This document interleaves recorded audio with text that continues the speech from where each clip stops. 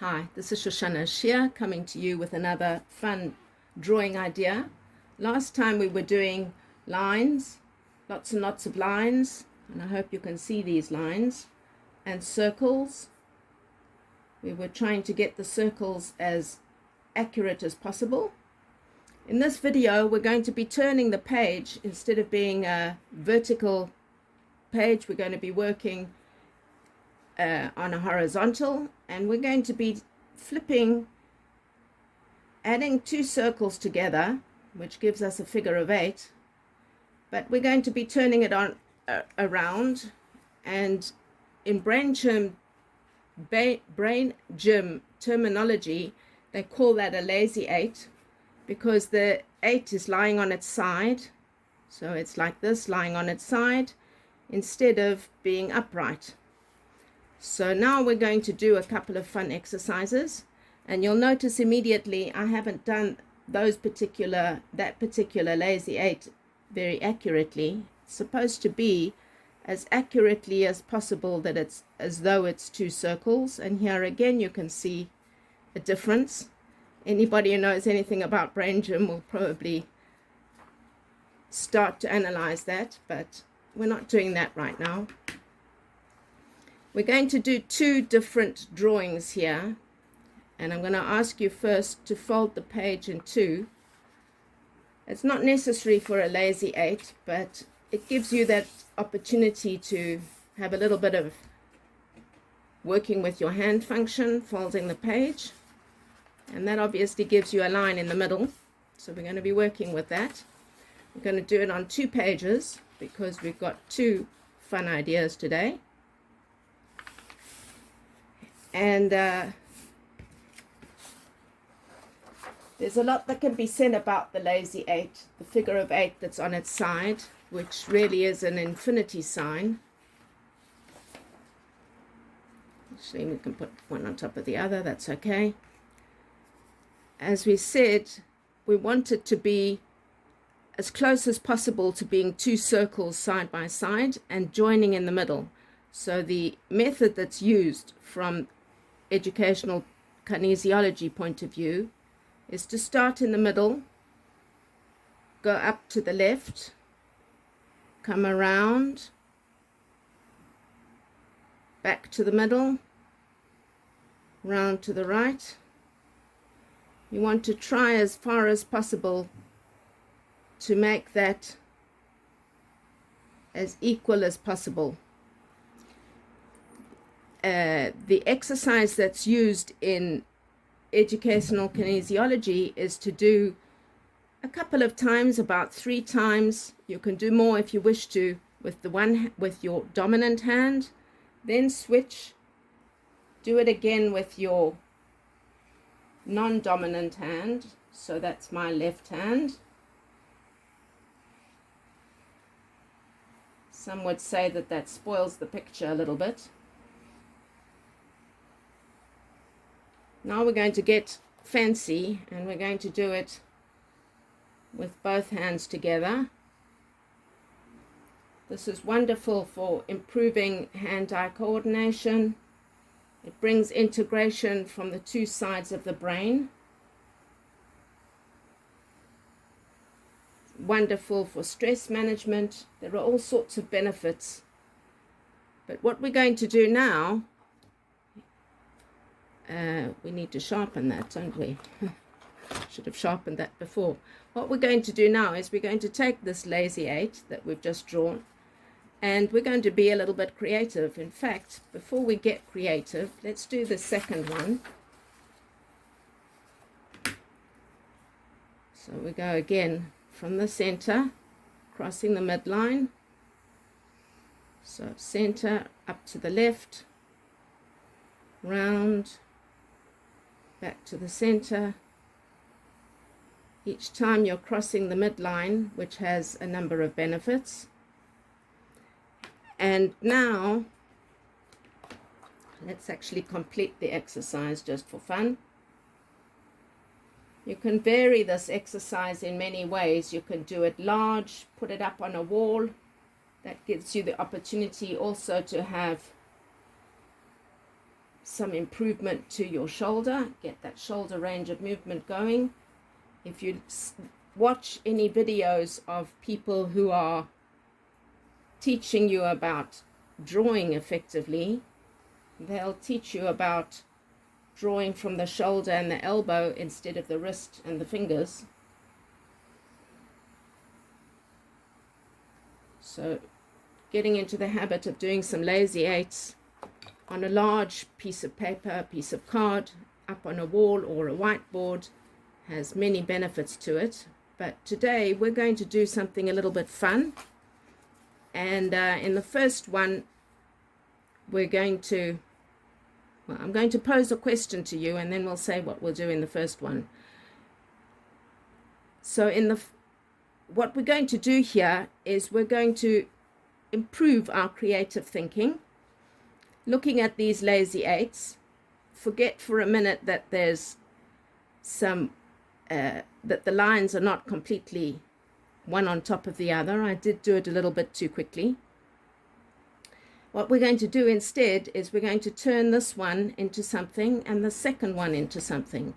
And I'd love to hear from you in the notes below as to what you could come up with as to what you want to turn this into. We're going to come over here and we're going to add a little bit over there. And we're going to add a little bit over there. And then we're going to bring some straight lines up there. And we're going to come along, put a bridge over there. Make it a bridge over there too.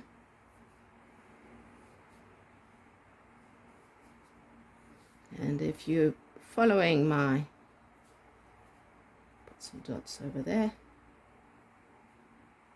If you're following what I'm drawing, you should be able to see, if you can see it correctly, that we now have a pair of spectacles. You could have brought that arm down if you'd like, and make it like it's a closed pair of glasses, where the arm would come down here somewhere and go through. There are all sorts of different ways in which you can be drawing your pair of spectacles. And now you can get a little bit creative and practice those straight lines if you like, which gives you, as though it's a pair of dark glasses. You can practice some shading.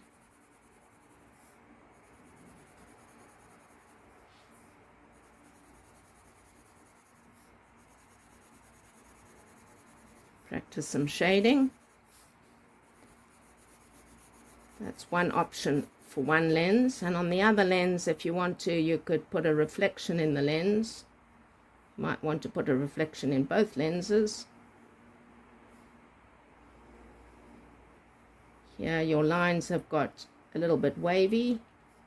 Here we can put a tree coming. You can be creative and do whatever you want, but this gives you an idea. We could have made that into a palm tree, couldn't we? This gives you an idea of some things that you can do with one pair of glasses. I'd love to see how you come up with what you can come up with for yours. And on the second one, an idea that I've often done with children is we're going to come over here and we're going to do a collapsed lazy eight. Do that a couple of times also to go with the number of times that we have it above. Now over here we're going to put a circle, and now we're going to put an oval, and now we'll put another oval. You can put a semicircle, put a circle on the end, and as you can see, there are all sorts of ways that you can be using your circles and your lines. Here, if you want to, you can do your lines. Come out, if you can, the same on the other side. If you want to be fancy, you can use your left hand or your both hands, do them at the same time. In Brangem terminology, that would be called doing a double doodle. Yeah, you can also come down with some straight lines. And as you can see, we already are starting to use lines and circles and a variety of shapes. And you can get a little bit creative. It's a lot of fun to do with children. You can get creative. If you want to, you could put stickers over here. You could take some plasticine and smear the plasticine, very good for fine hand coordination. You can put some circles there at the bottom. Put some other circles over here. You could take some markers and go over that. You could take some colors. There are all sorts of things that could be done. So those are two fun ways that you can work with your lazy eights, with your infinity sign, once you've done your drawing of the lazy eight. Some people get frustrated if they're given that exercise. It's wonderful for children. It's also great for adults, anybody who's doing learning, anybody who's needing to de-stress a little bit. Let's do a bit more shading while we're talking. There are all sorts of benefits, as I say, to working with the lazy eights. As you can see, it's a fun exercise. Unfortunately, when I worked in the schools here in Israel, I used to get some criticism for having on my CV that I was trained in Brangem 1, 2, and in-depth of educational kinesiology. Apparently there's some kind of a stigma, some kind of thought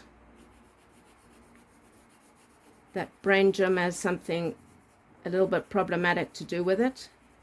It in fact is a number of exercises that are of benefit to helping to improve integration of the two different sides of the brain, left, right, front, back, top, bottom. So that gives you actually more than just two sides, but the two different directions, obviously, that you're working with at any one time in order to have whole brain learning, in order for a child to work more effectively. And in this instance, I borrowed that idea and come up with an opportunity for you to help to improve with whatever drawing that you're getting into doing. If you're like me and you're wanting to be improving your art skills, it's also very fun for improving your health, for de-stressing. You can come along here and work with that figure of 8 as becoming the frame of the glasses.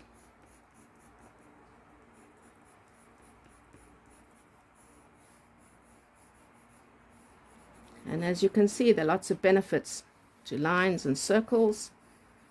So keep at practicing your lines and circles. And in fact, lines and circles are not really going to disappear once you become an artist. You use them all the time, over and over and over, in very, very many different ways, different combinations. And in a video that I was looking at just recently, I saw somebody, this particular video that I was looking at was as to do some research as to what kind of art sells. I'm interested to know what kind of art people might be interested in purchasing, so that I can get some ideas as to which aspect of my art to focus on improving or to work on developing for earning potential. And I was fascinated to see that it really very much looked like a red squiggle in the center of a large canvas, which had sold for something like $9 million, I think the currency was.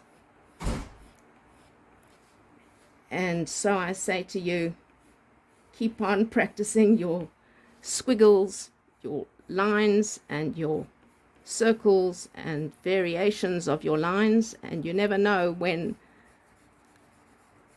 transferring that to a canvas, using it in one color, where that might get to earn you some good money. Unfortunately, they said that